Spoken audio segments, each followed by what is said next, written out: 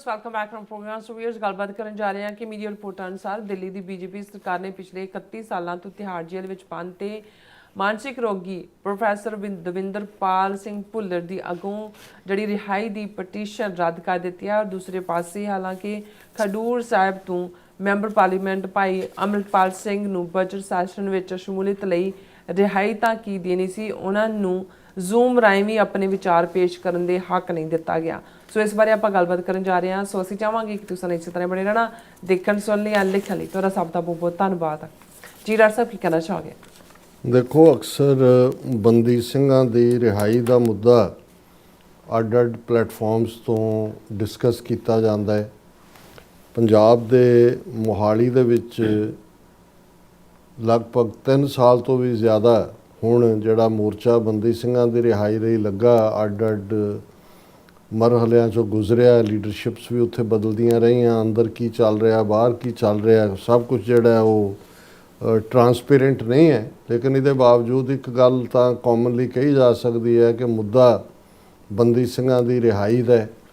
फिर इसे पीरीयड दे विच जदों आम जिहड़े कन्विक्ट्स भी ने जां जिहड़े अंडर ट्रायल ने उन्हां दी पैरोल दा जां उन्हां दी टैंपरेरी जिहड़ियां कंडीशनस ने, हैल्थ ग्राउंड होए, फैमिली दी कोई ट्रैजेडी होए, उस दा जिक्र हुंदा है। तो फिर असीं देखदे हां कि एक पासे सौदा साध वर्गे मर्डरर कन्विक्टेड रेपिस्ट ने जिन्हों हर 2 महीने बाद पैरोल दी जाती है, साल 10-10 पैरोल के उत्ते बाहर तुरिया हुंदा है। दूसरे पासे जथेदार जगतार सिंह हवारा जिन्हां दी मां डैथ, लाइफ और डैथ के विचाले स्ट्रगल कर रही है और उन्होंने पैरोल जिहड़ी है उन्होंने नहीं दी जा रही। इस तरह दविंदरपाल सिंह भुल्लर का केस जिहड़ा दिल्ली दे विच 31 सालों तो जिन्हां दी पहलां डैथ सेंटेंस कम्यूट हुई, 8 साल डिले रहा और किन्नियां ने दिल्ली च केजरीवाल की हुकूमत भी रही, हुण बीजेपी की हुकूमत है। मैंटली सिक है दविंदरपाल सिंह भुल्लर और वो ज़ाहिर है कि सर्टिफाइड सिक है। इहदे बावजूद जदों ये सिख मुद्दा आंदा है, उहदा सौदा साध दे लई कन्विक्टेड मर्डर रेपिस्ट लई पैरोल है। मिस्टर सैंगर जिहड़ा एक दलित बच्ची दे नाल रेप और मर्डर दे विच इनवॉल्व सी, उहदी जमानत हो सकती है, उन्होंने छड्डिया जा सकता है। गुजरात दे विच जिहड़ा पूरा एक ग्रुप उनाओ नूं लैके सी, उन्हां दीयां जमानतां हो सकदियां ने। पर इधर 31 साल बीतण बाद भी कन्विक्शन तो एक मैंटली सिक बंदा जिहड़ा है उस दे लई अर्ली रिहाई नूं दिल्ली की हुकूमत ने, बीजेपी दी ने रिजैक्ट किया। हुण इत्थे मनजिंदर सरसे वर्गे लोग जिहड़े उड़क उड़क के जिहड़े ने वो सिखां दे और दूजे हमदर्दी और दूजे जदों केजरीवाल ने नहीं सी दित्ती, केजरीवाल की हुकूमत के वेले, तो उदों जिहड़ा उड़क उड़क के हुण खुद मिनिस्टर है बीजेपी की हुकूमत। और ये मेन खबर सारे मीडिया च है कि Delhi government rejects blast convict Davinderpal Singh Bhullar's plea for early release, क्योंकि उन्हां दा जिहड़ा बोर्ड है वो डिसाइड करता है, सेंटेंस रिव्यू बोर्ड। उन्होंने जिहड़ा दसंबर दे विच उन्हां दी लास्ट मीटिंग हुई, उन्हां दे सामने जिहड़ा है वो 51 केस लगे प्री मैच्योर रिलीज़ दे। कला दविंदरपाल भुल्लर दा केस नहीं सी, 51 केस उन्हां दे सामने आए, जिहदे चों उन्होंने 24 केस रिजैक्ट कर दिते। इहदा मतलब ये है कि 26 केस जिहड़े ने वो उन्होंने अप्रूव किए रिलीज़ लई, लेकिन 31 साल डिटेन होने तो बाद मैंटली सिक दविंदरपाल भुल्लर उन्हां दे उस जिहड़ी रिलीज़ लिस्ट का हिस्सा नहीं बन सकिया। और इस दे उत्ते जिहड़ा उन्होंने ये 3 डेकेड तो फिर उसकी हिस्टरी है कि 3 डेकेड तो ज़्यादा टाडा दे थल्ले जिहड़ी वो सज़ा हुई सी।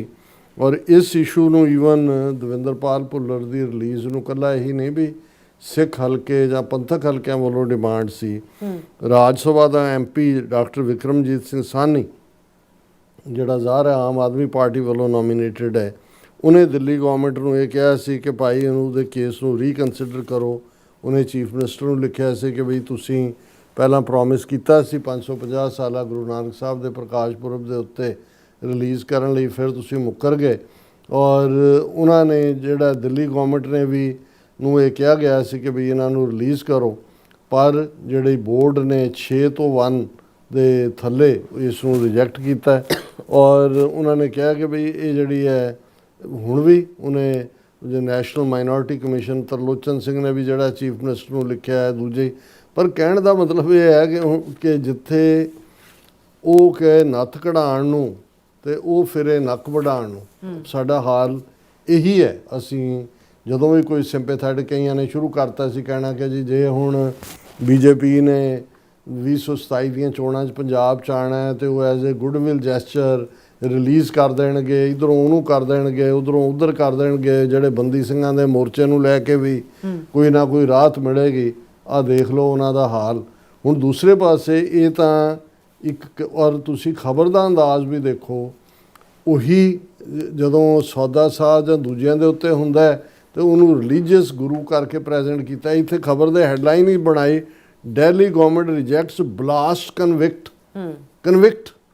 ਉੱਥੇ ਉਹਨਾਂ ਦੇ ਲਈ ਸੌਦਾ ਸਾਹ ਜਿਹੜਾ ਰੇਪ ਕਨਵਿਕਟ ਹੈ, ਮਰਡਰ ਕਨਵਿਕਟ ਹੈ, ਉਹਦੀ ਹੈਡਲਾਈਨ 'ਚੋਂ ਗਾਇਬ ਹੁੰਦਾ ਹੈ।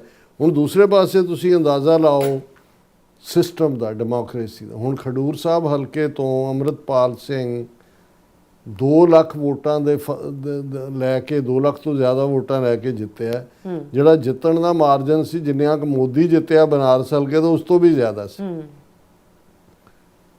2200 ਜਾਂ 2800 ਕਿਲੋਮੀਟਰ ਦੂਰ ਪੰਜਾਬ ਤੋਂ ਡਿਬਰੂਗੜ੍ਹ ਜੇਲ੍ਹ 'ਚ ਉਹਨੂੰ ਰੱਖਿਆ ਹੋਇਆ, ਕੋਈ ਟਰਾਇਲ ਨਹੀਂ, ਨੈਸ਼ਨਲ ਸਿਕਿਉਰਿਟੀ ਦੇ ਥੱਲੇ ਕਿ ਵੀ ਜੇਲ੍ਹ 'ਚ ਹੁੰਦਿਆਂ ਉਹਨੇ ਇਲੈਕਸ਼ਨ ਜਿੱਤੀ।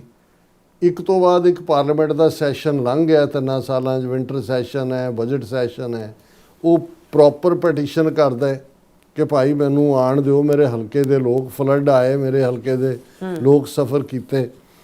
ਹਾਈ ਕੋਰਟ ਦੀ ਹੁਣ ਨਾ, ਜਦੋਂ ਇੱਕ ਪਾਸੇ ਦਵਿੰਦਰਪਾਲ ਭੁੱਲਰ ਦੀ ਖਬਰ ਹੈ, ਦੂਜੇ ਪਾਸੇ Amritpal's parole plea, no provision for MPs virtual appearance in Lok Sabha. ਹੁਣ ਅੰਮ੍ਰਿਤਪਾਲ ਦੇ ਵਕੀਲਾਂ ਨੇ ਕਿਹਾ ਭਾਈ ਤੁਸੀਂ ਪੈਰੋਲ ਤੇ ਉਹਨੂੰ ਸੈਸ਼ਨ ਨਹੀਂ ਅਟੈਂਡ ਕਰਨ ਦੇਣਾ, ਉਹਨੂੰ ਘੱਟੋ ਘੱਟ ਵਾਇਆ ਜ਼ੂਮ ਜਿਹੜਾ ਉਹ ਸੈਸ਼ਨ ਤਾਂ ਸ਼ਾਮਲ ਹੋ ਸਕੇ, ਆਪਣੇ ਲੋਕਾਂ ਦੀ ਆਵਾਜ਼। ਹੁਣ ਹਾਈ ਕੋਰਟ ਦੇਖ ਲਓ ਕੀ ਕਹਿੰਦਾ ਹੈ, Punjab and Haryana high court on Wednesday informed that Lok Sabha rules did not permit a member of parliament to attend proceedings through virtual mode, even as the bench made it clear that it could not grant any interim relief in the matter as it would amount to virtually deciding the petition itself.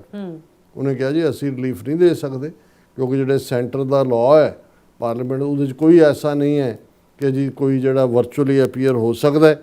ਇਹ ਜਦੋਂ ਅੰਮ੍ਰਿਤਪਾਲ ਸਿੰਘ ਨੇ fresh ਪਲੀ ਜਿਹੜੀ ਹੈ ਉਹ ਕੀਤੀ ਹੈ ਕਿ ਪੰਜਾਬ ਗੌਰਮੈਂਟ ਨੂੰ ਕਿਹਾ ਵੀ ਮੇਰਾ ਇਹ ਤੋੜੋ ਜਿਹੜਾ ਤੁਸੀਂ ਬਣਾਇਆ ਹੋਇਆ, ਮੈਨੂੰ ਪੈਰੋਲ 'ਤੇ ਆਣ ਦਿਓ।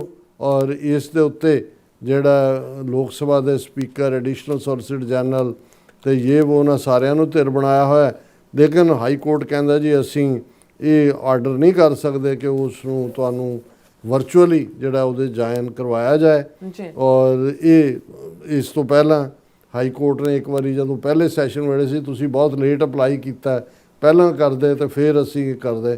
ਹੁਣ ਅਪਲਾਈ ਕੀਤਿਆਂ ਵੀ ਕਈ ਦਿਨ ਬੀਤ ਗਏ ਹੋਏ ਨੇ, ਆਲਰੇਡੀ ਅੱਧਾ ਸੈਸ਼ਨ ਬਜਟ ਦਾ ਜਿਹੜਾ ਉਹ ਮੁੱਕਿਆ ਹੋਇਆ, ਔਰ ਇਸ ਵੇਲੇ ਉਹਨੂੰ ਨੈਸ਼ਨਲ ਸਿਕਿਉਰਿਟੀ ਐਕਟ ਦੇ ਥੱਲੇ ਅਗੇਨ ਜਿਹੜਾ ਉਹ ਉੱਥੇ ਹੀ ਡੱਕਿਆ ਹੋਇਆ। ਔਰ ਈਵਨ ਇਲੈਕਟਡ ਬੰਦੇ ਨੂੰ ਵੀ ਆਪਣੇ ਲੋਕਾਂ ਦੀ ਰਿਪਰੈਜ਼ੈਂਟੇਸ਼ਨ ਦਾ ਵਰਚੁਅਲੀ ਵੀ ਜਿਹੜਾ ਉਹ ਹੱਕ ਨਹੀਂ ਹੈ।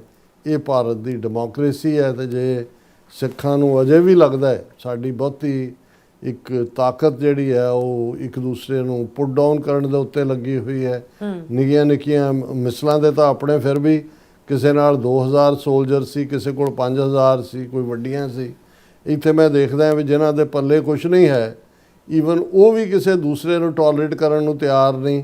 ਵਿਦਨ ਵੀ ਜੇ 10 ਬੰਦੇ ਬੈਠੇ ਨੇ ਉਹਦੇ 'ਚੋਂ 2 ਨੂੰ ਲੱਗ ਰਿਹਾ ਹੁੰਦਾ ਕਿ ਵੀ ਜੀ ਇਹਦੀ ਖਬਰ ਜ਼ਿਆਦਾ ਲੱਗ ਰਹੀ ਹੈ ਜਾਂ ਉਹਨੂੰ ਪੁੱਟ ਡਾਊਨ ਕਿਵੇਂ ਕਰਨਾ। ਸੋ ਇਹਨਾਂ ਹਾਲਾਤਾਂ 'ਚ ਕੋਈ ਮੋਮੈਂਟਮ ਬਣੇ, ਕੋਈ ਵੱਡੀ ਮੂਵਮੈਂਟ ਬਣੇ, ਕੋਈ ਪੰਜਾਬ 'ਚ ਅਦਰਵਾਈਜ਼ 3 ਸਾਲ ਅੰਮ੍ਰਿਤਪਾਲ ਸਿੰਘ ਉੱਥੇ ਰੁਲ ਰਿਹਾ ਜਾਂ ਬੰਦੀ ਸਿੰਘਾਂ ਦਾ ਮੋਰਚਾ ਉਹ ਕਿਸੇ ਦਾ ਕਿਸੇ ਮੁਕਾਮ 'ਤੇ ਹੋਣਾ ਚਾਹੀਦਾ ਸੀ।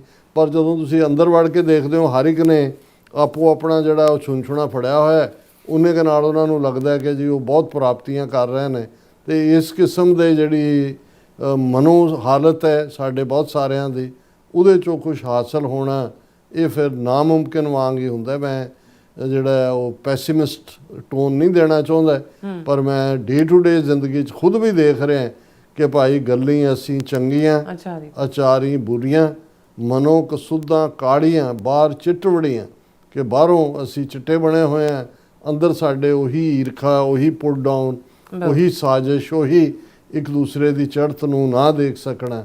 ਸੋ ਇਹਦੇ 'ਚ ਗੁਰੂ ਨੇ ਸਾਨੂੰ ਫਿਰ ਇਹ ਕਿਹਾ ਹੋਇਆ ਕਿ ਭਾਈ ਜੇ ਤੁਸੀਂ ਇਸ ਸਾਰੇ 'ਚ ਹੋਵੋਗੇ, ਇਹ ਵਿਪਰਨ ਦੇ ਕੰਮ ਨੇ। ਸਿੱਖ ਤਾਂ ਖੁੱਲਾ ਡੁੱਲਾ ਜੋ ਉਹਦੇ ਦਿਲ 'ਚ ਹੈ ਉਹੀ ਉਹਦੀ ਜ਼ਬਾਨ ਤੇ ਹੈ, ਉਹ ਕਰੁੱਖ ਕਰਪਟ ਨਹੀਂ ਸੀ। ਇਹ ਜਿਹੜਾ ਕਹਿਣਾ ਕੁਛ ਹੋਰ, ਮੂੰਹ ਬਗਲ ਮੇ ਰਾਮ ਰਾਮ ਨਾ ਮੂੰਹ ਮੇ ਰਾਮ ਰਾਮ ਬਗਲ ਮੇ ਚੁਰੀਏ, ਬਾਹਮਣ ਦਾ ਕਰੈਕਟਰ ਸੀ। ਪਰ ਅੱਜ ਮੈਂ ਈਵਨ ਆਪਣੇ ਸੰਗੀਆਂ ਸਾਥੀਆਂ 'ਚ ਵੀ ਦੇਖਦਾ ਕਿ ਭਾਈ ਅਸੀਂ ਇਸ ਕਿਸਮ ਦੇ ਮਾਹੌਲ 'ਚ ਵਿਚਰ ਰਹੇ ਹਾਂ। ਜੀ ਡਾਕਟਰ ਸਾਹਿਬ ਤੁਹਾਡਾ ਬਹੁਤ ਸ਼ੁਕਰੀਆ। ਸੋ ਹੁਣ ਆਪਾਂ ਆਪਣੇ ਰਿਵਿਊਅਰਸ ਮੈਸੇਜ ਨੇ ਬੁਲਾਉਣ ਜਾ ਰਹੇ ਹਾਂ। ਸੋਹਣ ਮਾਲ ਜੀ ਸਾਡੇ ਪਹਿਲੇ ਵੀਡੀਓ ਨੇ ਸਾਨੂੰ ਫਤਿਹ ਬੁਲਾਉਂਦੇ ਨੇ। ਵਾਹਿਗੁਰੂ ਜੀ ਕਾ ਖਾਲਸਾ ਵਾਹਿਗੁਰੂ ਜੀ ਕੀ ਫਤਿਹ। और नुपा जी भी, और फिर इसी तरह घुसके जी भी, और मोहम्मद जाकूब जी कहते हैं जी वेलकम बैक, राज करेगा खालसा, और Khalsa for Khalistan, love Khalistan, love Kashmir, love Pakistan, love फ़लस्तीन। और इस तरह बसरा जी भी, और फिर इस तरह मोहम्मद जाकूब जी कहते हैं कि मेरे ख्याल में आपका स्टूडियो शरकत चौधरी की बिल्डिंग में है, और 37 एवं 36 अस्टोरिया में है। या तुसी ठीक बोलिया जी। और मोहम्मद यूनुस जी भी, और ये सानू सत श्री अकाल कहते हैं, अस्सलाम वालेकुम कहते हैं, वालेकुम अस्सलाम जी, सत श्री अकाल जी। और खालसा जिंदाबाद कहते हैं, और कहते हैं अल्लाह पाक का काम है, बिल्कुल ठीक है, सब ठीक है। अच्छा, उन्होंने जाकूब जी ਨੂੰ ਪੁੱਛਿਆ क्योंकि जाकूब जी ਉਹਨਾਂ ਦਾ ਹਾਲ ਪੁੱਛ ਰਹੇ ਸੀ। और फिर इसी तरह साढ़े कोल ने हाँ जी अमरजीत सानी जी भी। और फिर इस तरह जाकूब जी कहते हैं कि सुना है कि चिकन नेक ने आज़ादी का ऐलान कर दिया है। ਉੱਥੇ ਹਾਲਾਤ ਇਹਨਾਂ ਦੇ ਕਾਬੂ ਤੋਂ ਬਾਹਰ ਹੋ ਰਹੇ ਨੇ। ਮਨੀਪੁਰ ਦੇ ਵਿੱਚ ਬਹੁਤ ਜ਼ਬਰਦਸਤ ਆਰਮਡ स्ट्रगल शुरू हो गई है। और फिर कहते हैं क्या खालिस्तान में भी बसंत मनाई जाती है? पतंगबाजी इस दफ़ा लाहौर में 20 साल बाद मनाई गई। हाँ जी, पाकिस्तान 'ਚ ਹੀ ਪਾਬੰਦੀ ਸੀ, ਉਹਨਾਂ ਨੇ ਐਤਕੀ ਕਾਫੀ ਰੈਸਟ੍ਰਿਕਸ਼ਨਸ ਦੇ ਨਾਲ ਹੀ ਖੋਲ੍ਹਿਆ। ਉੱਥੇ ਤਾਂ ਜਿਹੜਾ ਹੈ ਬਸੰਤ ਪੰਚਮੀ ਇੱਕ ਮੌਸਮੀ ਤਿਉਹਾਰ ਹੈ, ਉਹਦੇ ਨਾਲ ਜ਼ਿਆਦਾ ਪਤੰਗਬਾਜ਼ੀ ਔਰ ਦੂਸਰਾ ਤੀਸਰਾ ਤਾਂ ਹੈ ਹੀ ਹੈ, ਔਰ ਕੋਈ ਇਸ ਦਾ ਕੋਈ ਬਹੁਤਾ ਮਜ਼ਹਬੀ ਸਿਗਨੀਫੀਕੈਂਸ ਨਹੀਂ ਹੈ। और मोहम्मद जोनस जी कहते हैं कि सिख कौम अरदास करे कि हिंदुत्व भी जल्दी भारत को हिंदू राष्ट्र बना दे, खालिस्तान खुद भी खुद बन जाएगा। और फिर ਉਹ ਤਾਂ ਬਣਾ ਹੀ ਰਹੇ ਨੇ। ਉਹਨਾਂ ਨੇ ਤਾਂ ਆਰਡਰ ਕਰਤਾ ਕਿ ਵੀ ਹੁਣ ਹਰ ਜਿਹੜਾ ਫੰਕਸ਼ਨ ਸਿਨੇਮੇ ਦੇ ਵਿੱਚ ਫਿਲਮ ਸ਼ੁਰੂ ਹੋਣ ਜਾਂ ਪਬਲਿਕ ਫੰਕਸ਼ਨ ਜਾਂ ਸਕੂਲਾਂ 'ਚ ਜਨ ਗਣ ਮਨ ਤੋਂ ਪਹਿਲਾਂ ਵੰਦੇ ਮਾਤਰਮ ਪੜ੍ਹਿਆ ਜਾਏਗਾ। ਔਰ ਵੰਦੇ ਮਾਤਰਮ ਦੇ ਵੀ ਪੂਰੇ 6 ਸੈਂਟੈਂਸੇ ਪੜ੍ਹੇ ਜਾਣਗੇ, ਜਿਹਦੇ 'ਚ ਭਾਰਤ ਮਾਤਾ ਨੂੰ ਦੁਰਗਾ ਮਾਤਾ ਕਿਹਾ ਹੋਇਆ। ਹਾਲਾਂਕਿ ਜਿਹੜਾ ਓਰੀਜਨਲ ਵੰਦੇ ਮਾਤਰਮ ਪੜ੍ਹਿਆ ਜਾਂਦਾ ਸੀ ਕਾਂਗਰਸ ਸੈਸ਼ਨ 'ਚ, ਉਹਦੇ 'ਚ 2 ਸੈਂਟੈਂਸੇ ਸੀ। ਸੋ ਇਹ ਹੋਮ ਮਿਨਿਸਟਰੀ ਨੇ ਪੱਕਾ ਆਰਡਰ ਕੱਢਿਆ ਕਿ ਭਾਈ ਭਾਰਤ ਮਾਤਾ ਜਿਹੜੀ ਹੈ ਉਹਨੂੰ ਦੁਰਗਾ ਦਾ ਅਵਤਾਰ ਬਣਾ ਕੇ ਹਰ ਥਾਂ ਮੈਂਡੇਟਰੀ ਔਰ ਖੜੇ ਹੋਣਾ ਪਏਗਾ ਉਸ ਨੂੰ। ओके, जाकूब जी कहते हैं ईरान यूएसए की ताज़ा अपडेट है, बता दें डॉक्टर साहब, सुना है कि जंग शुरू हो चुकी है। ਨਹੀਂ, ਦੇਖੋ ਜਿਹੜੀ ਲੇਟੈਸਟ ਹੈ, ਅੱਜ ਨੈਤਨਯਾਹੂ ਔਰ ਟਰੰਪ ਦੀ ਮੀਟਿੰਗ ਹੋਈ। ਹਾਲਾਂ ਕੋਈ ਜੁਆਇੰਟ ਪ੍ਰੈਸ ਕਾਨਫਰੰਸ ਨਹੀਂ ਹੋਈ। ਟਰੂਥ ਸੋਸ਼ਲ ਦੇ ਉੱਤੇ ਪ੍ਰੈਜ਼ੀਡੈਂਟ ਟਰੰਪ ਨੇ ਕਿਹਾ ਕਿ ਵੀ ਮੈਂ ਜਿਹੜਾ ਹੈ ਉਹ ਨੈਤਨਯਾਹੂ ਨੂੰ ਕਿਹਾ ਵੀ ਗੱਲਬਾਤ ਸਾਡੀ ਚੱਲ ਰਹੀ ਹੈ ਨਿਊਕਲੀਅਰ ਦੇ ਉੱਤੇ ਈਰਾਨ ਨਾਲ ਔਰ ਦੂਸਰੇ, ਪਰ ਜਿਹੜਾ ਕੋਈ ਜੁਆਇੰਟ ਨਹੀਂ ਹੋਇਆ, ਕਿਉਂਕਿ ਨੈਤਨਯਾਹੂ ਚਾਹੁੰਦਾ ਹੈ ਕਿ ਅਮਰੀਕਾ ਅਟੈਕ ਕਰੇ ਕਿਉਂਕਿ ਇਹ ਇਜ਼ਰਾਈਲ ਨੂੰ ਸੂਟ ਕਰਦਾ ਹੈ। ਲੇਕਿਨ ਮੈਨੂੰ ਲੱਗਦਾ ਵੀ ਪ੍ਰੈਜ਼ੀਡੈਂਟ ਟਰੰਪ ਨੇ ਹਾਲ ਦੀ ਘੜੀ ਗਿਵਨ ਨਹੀਂ ਕੀਤਾ। ਆਉਣ ਵਾਲੇ ਦਿਨਾਂ 'ਚ ਕੋਈ ਬਦਲ ਜਾਏ ਤਾਂ ਪਤਾ ਨਹੀਂ, ਲੇਕਿਨ ਇਉਂ ਲੱਗਦਾ ਵੀ ਨੈਤਨਯਾਹੂ ਇੱਥੋਂ ਜਿਹੜਾ ਡਿਸਅਪੁਆਇੰਟ ਹੀ ਉਸ ਮੀਟਿੰਗ 'ਚੋਂ ਨਿਕਲੇ। काम के जी कहते हैं खालसा जिंदाबाद। फिर कहते हैं peaceful campaign for freedom will certainly bring fruit. और फिर इस तरह साढ़े को हरविंदर सिंह जी भी सत श्री अकाल बुलाते हैं। जाकूब जी कहते हैं कि मेरे ख्याल में नेक्स्ट वेंसडे को पहला रोज़ा होगा और सब मुस्लिम को पेशीगी पता नहीं माहे रमज़ान मुबारक हो। कहते पहले ही हाँ जी कहते रमज़ान जी मुबारक हो। ਬਹੁਤ ਬਹੁਤ ਮੁਬਾਰਕ ਜਾਕੂਬ ਸਾਹਿਬ ਤੁਹਾਨੂੰ ਵੀ ਔਰ ਸਾਡੇ ਸਾਰੇ ਹੀ ਮੁਸਲਮਾਨ ਭਰਾਵਾਂ ਭੈਣਾਂ ਨੂੰ। ਔਰ ਫਿਰ ਇਸੇ ਤਰ੍ਹਾਂ ਐਸਟੀ ਜਿਹੜੇ ਛੋੜ ਨੇ ਉਹ ਕਹਿੰਦੇ ਨੇ ਕਿ ਡਾਕਟਰ ਸਾਹਿਬ ਆਪਕੀ ਕਹਿੰਦੇ ਕਿ ਆਪਕੇ ਗੱਲ ਜਿਹੜਾ ਨਜ਼ਰੀਆ ਹੈ ਜਾਂ ਵਿਚਾਰ ਨੇ ਉਹਦੀ ਕਹਿੰਦੇ ਸਾਨੂੰ ਲੱਤ ਲੱਗ ਗਈ ਹੈ। ਔਰ ਫਿਰ ਕਹਿੰਦੇ ਨੇ ਕਿ ਦੇਖਣ ਤੋਂ ਬਿਨਾਂ ਸਾਨੂੰ ਨੀਂਦ ਨਹੀਂ ਆਉਂਦੀ, ਜਾਣੀ ਕਿ ਤੁਹਾਡਾ ਪ੍ਰੋਗਰਾਮ। ਔਰ ਦੈਨ ਫਿਰ ਕਹਿੰਦੇ ਨੇ ਕਿ ਤੁਸੀਂ ਬਹੁਤ ਜ਼ਿਆਦਾ ਟਰੈਵਲ ਕਰਦੇ ਹੋ, ਤੁਹਾਡੀ ਆਪਣੀ ਜਿਹੜੀ ਸਿਹਤ ਹੈ ਉਹਦਾ ਵੀ ਖਿਆਲ ਰੱਖਿਆ ਕਰੋ। ਬਹੁਤ ਸ਼ੁਕਰੀਆ। ਔਰ ਖਾਲਸਾ ਦੇਸ਼ ਪੰਜਾਬ ਜੀ ਵੀ, TJR ਜੀ ਵੀ, ਔਰ ਸਤਿ ਸ਼੍ਰੀ ਅਕਾਲ ਬੁਲਾਉਂਦੇ ਨੇ ਇੰਦਰਪ੍ਰੀਤ ਸਿੰਘ ਜੀ ਵੀ, ਔਰ ਸੁਖਵਿੰਦਰ ਬੱਚੂ ਜੀ ਵੀ, ਸਭ ਸੁਖਜੀਵਨ ਬੱਚੂ ਜੀ ਵੀ, ਸਭ ਦਾ ਬਹੁਤ ਬਹੁਤ ਸ਼ੁਕਰੀਆ। ਸੋ ਇਸ ਤਰ੍ਹਾਂ ਆਪਣੇ ਵਿਊਜ਼ ਕੋਲ ਨੇ ਇਜਾਜ਼ਤ। ਵਿਊਅਰਸ, ਸਾਡੇ ਪ੍ਰੋਗਰਾਮ ਦਾ ਸਮਾਂ ਇੱਥੇ ਮੁੱਕਦਾ ਹੈ। ਤੁਸੀਂ ਆਪਣੀ ਰਾਏ ਤੇ ਸੁਝਾਅ ਸਾਨੂੰ ਭੇਜਣਾ ਭੁੱਲਣਾ ਸਾਡੇ ਇਸ ਪਤੇ ਤੇ sos@tv84.tv ਤੇ ਅਸੀਂ ਆਪਣਾ ਪ੍ਰੋਗਰਾਮ ਲੈ ਕੇ ਫਿਰ ਦੁਬਾਰਾ ਤੁਹਾਡੇ ਸਾਹਮਣੇ ਹੋਵਾਂਗੇ। ਤਦ ਤੱਕ ਲਈ ਮੈਨੂੰ ਤੇ ਆਪਣਾ ਸਲਾਹੀਆਂ ਦੋ ਦੇਖਦੇ ਹੋ TV84 ਬੁਲਾ ਦਿਓ। ਫਤਿਹ। ਵਾਹਿਗੁਰੂ ਜੀ ਕਾ ਖਾਲਸਾ, ਵਾਹਿਗੁਰੂ ਜੀ ਕੀ ਫਤਿਹ। ਰੱਬ ਰੱਖਾ।